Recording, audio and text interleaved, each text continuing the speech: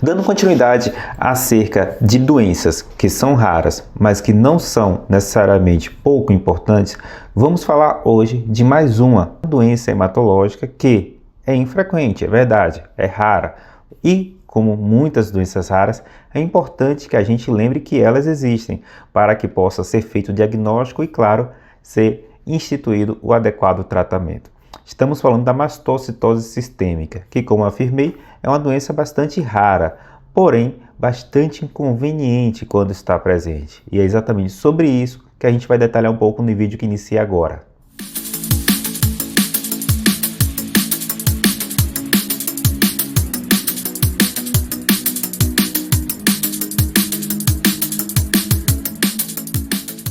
Olá, meu nome é Jeidson Cruz, sou hematologista, criador e editor do canal de hematologia Hemato na Web. Vamos ficar aqui cerca de 10, 15 minutos falando de algo importante e relevante acerca do mundo da hematologia ou da medicina de forma geral. Hoje nós vamos voltar aqui ao tema que são as doenças raras, que é um tema que, apesar da infrequente presença dessas doenças no nosso dia a dia, tem médicos, por exemplo, que nunca verão uma doença como essa que nós vamos falar no vídeo de hoje. Mas é importante que a gente reconheça que elas existem e, claro, ficar atento às suas principais manifestações quando pensar, para que a partir daí seja instituído o diagnóstico, pois somente dessa forma é que poderá ser também iniciado o tratamento. Doenças raras têm esse grande problema. Claro, a gente não deve pensar sempre em doenças raras. É tanto que nós médicos, a gente tem que sempre lembrar que, muitas vezes, a doença comum pode apresentar sintomas raros e é por aí que a gente tem que pensar primeiro. Mas, em seguida, não realizando o diagnóstico daquela doença que é mais frequente, daquele problema que é mais comum, a gente tem que ficar atento que as doenças raras existem e precisam ter o seu diagnóstico feito para que sejam, a partir daí, encaminhadas e, claro, tratadas de forma adequada. Não é diferente com a mastocitose, que é a doença que nós vamos ver no vídeo que inicia agora. Mas antes de prosseguir, queria primeiro agradecer aqui a tudo que você tem proporcionado para o crescimento do canal e deixando já de antemão que, se você gostar do vídeo, deixa aí o gostei. Claro também que, se você não é inscrito ou se está passando aqui pela primeira vez, considere se inscrever, isso me apoia bastante e permite que o canal cresça enquanto comunidade e esse vídeo e outros de forma similar sejam sugeridos para você e para outras pessoas também, pois essa plataforma reconhecerá que esse canal tem relevância. É importante também reforçar isso, que se esse conteúdo vai acrescentar para uma outra pessoa que você por acaso conheça, compartilhe com ela, ela poderá ser muito grata e, claro, nós estaremos ajudando essa pessoa a ter o conhecimento dela aumentado, a sua curiosidade saciada, que é um dos papéis desse canal aqui, levar o conhecimento da hematologia de forma mais simples e compreensível para todos.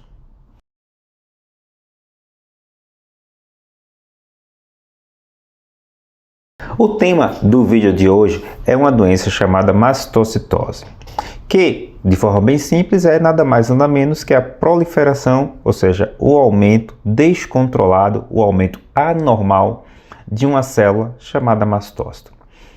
Então, a gente vai ter que voltar um pouquinho, como a gente faz em diversos vídeos, e explicar o que é um mastócito, qual o papel dessa célula e por que ocorre essa alteração a ponto de ela ficar anormalmente aumentada.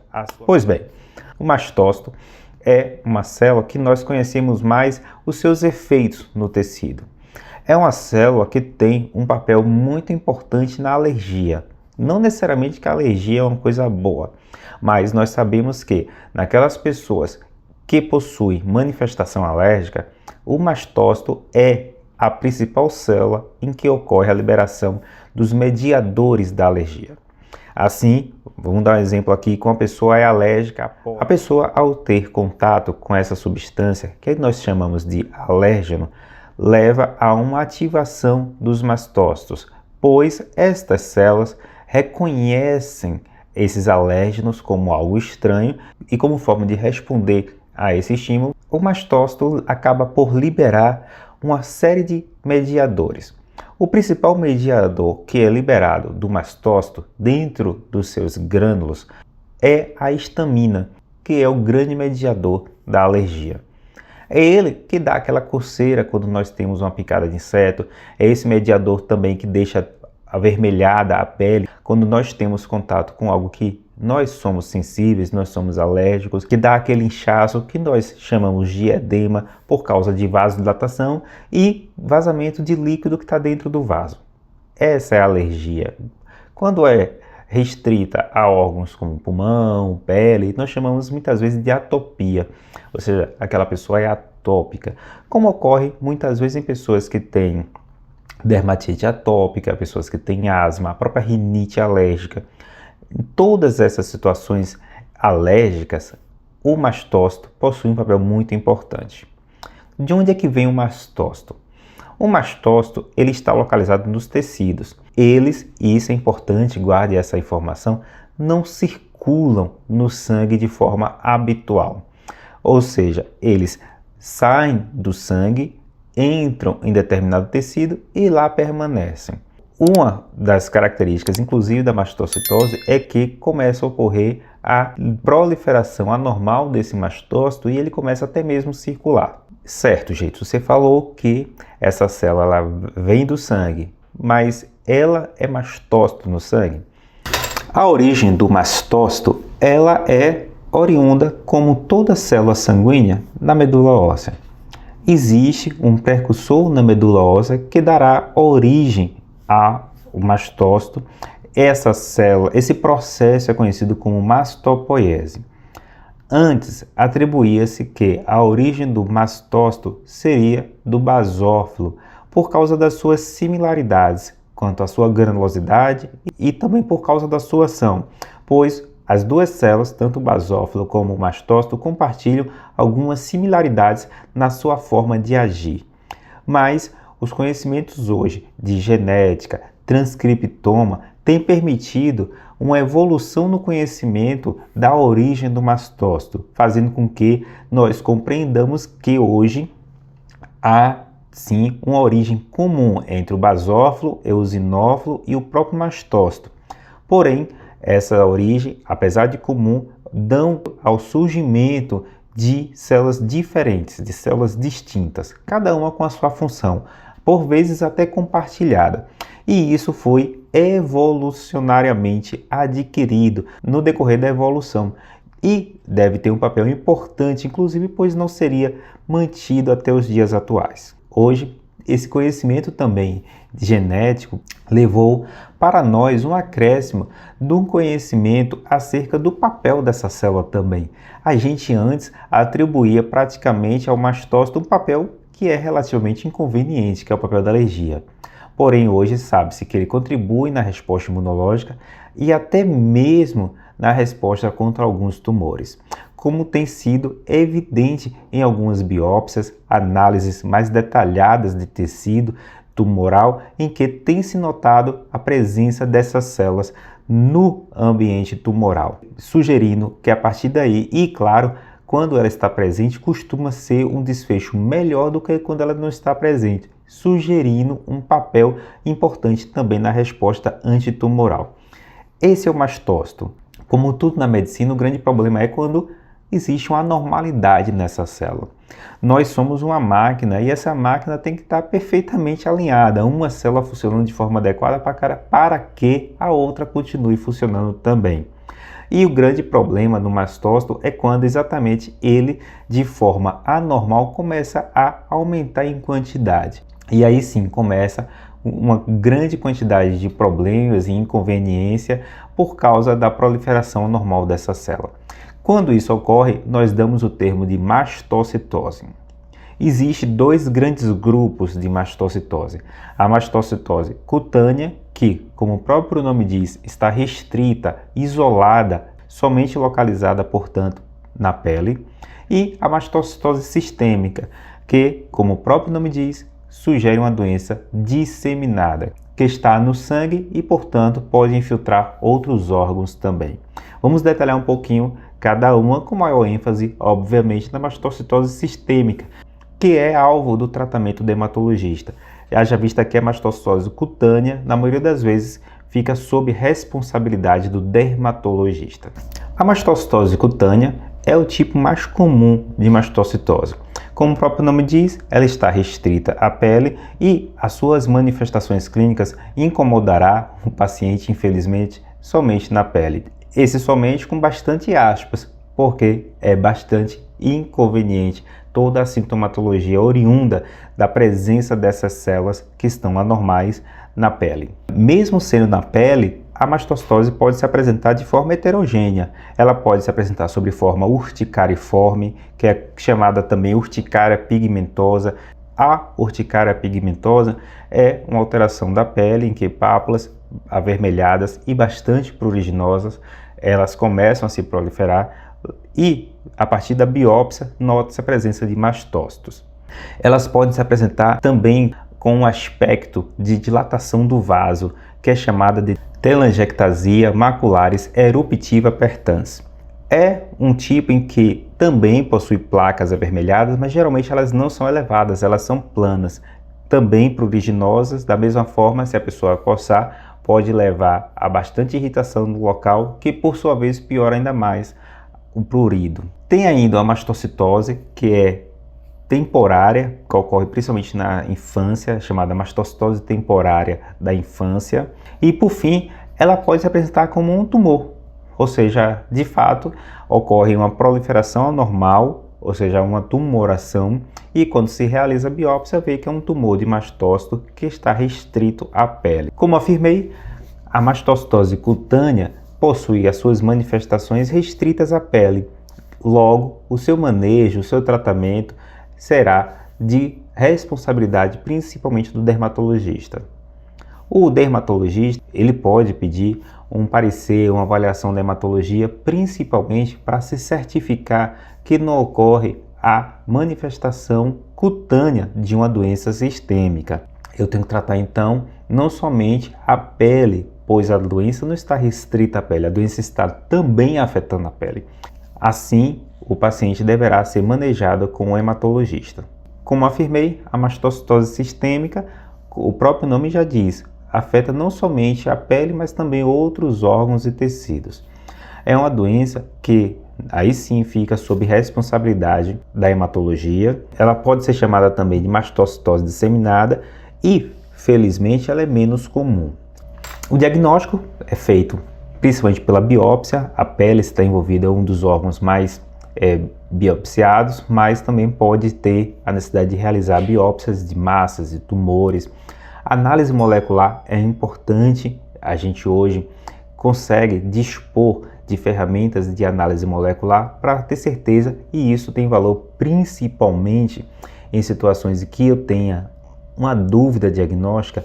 A partir da análise molecular, com painéis moleculares específicos, eu consigo definir se aquele paciente tem realmente probabilidade alta de estar diante de um quadro de mastocitose. Porque a mastocitose, assim como outras doenças proliferativas da medula óssea, tem a sua origem molecular, tem sua origem genética. Mutações em determinados genes estão envolvidos na sua origem e, em consequência disso, levam a essa proliferação, a esse aumento anormal. Um dos genes envolvidos na origem é o KIT, principalmente a mutação D816V, que é uma mutação que é frequentemente notada em pacientes portadores de mastocitose. Então, eu detectar a presença dessa mutação pondera de forma bastante significativa o diagnóstico para o lado da mastocitose, fazendo com que outras doenças proliferativas sejam menos comuns. Como tudo na hematologia, a biologia molecular está levando a um acréscimo cada vez mais, não somente do ponto de vista de auxílio no diagnóstico, como também uma ferramenta terapêutica importante, tanto para me guiar na escolha do tratamento, como também na busca de moléculas novas que vão inibir exatamente aquele alvo daquela mutação, daquela alteração genética. Essa é a medicina evoluindo com conhecimento baseado na biologia molecular. Você sabia que a biologia molecular tem contribuído de forma enorme para a medicina e mais especificamente para a oncologia, para a hematologia, para a reumatologia? Comente aí acerca do que você acha de novas medicações no futuro que pode vir exatamente do novo conhecimento da biologia molecular, de conhecer profundamente o DNA humano, as suas mutações, translocações, alterações genéticas e moleculares. E assim eu estou contribuindo também para o conhecimento que levará a uma melhor qualidade de vida. Você acha isso também? Comente aí o que você acha. E não esquecer também que esse gene pode ser um alvo terapêutico futuro. Então, se eu buscar moléculas, principalmente que atuam nesse gene de forma bastante específica, eu posso levar a uma resposta profunda e, quem sabe assim, levar até mesmo cura de uma doença que, a princípio, ela é potencialmente incurável, porém manejável com tratamento.